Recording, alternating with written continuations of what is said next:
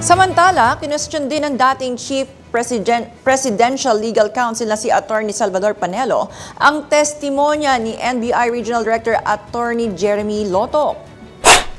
Ayon kay Panelo, maraming bahagi ng investigasyon ang hindi kapani-paniwala dahil ilang beses umanong sinabi ng opisyal na wala siyang personal na kaalaman sa ilang detalye ng kaso kahit siya ang nanguna sa investigasyon.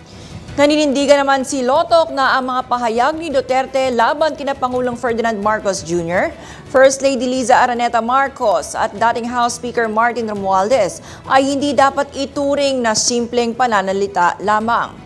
Kinontra naman ng Malacanang ang pahayag ng kampo ng bise na hindi naging patas ang investigasyon ng NBI dahil nasa ilalim ito ng Department of Justice o DOJ na bahagi ng executive branch.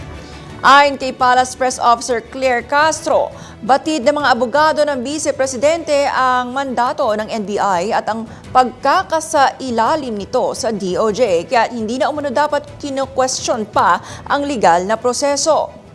Ayon kay Lotok, natukoy ng NBI na may intensyon, motibo at kakayahan umano si Duterte na isakatuparan ng mga umano'y banta dahilan para irekomenda ang pagsampa ng reklamang grave threats at inciting to sedition.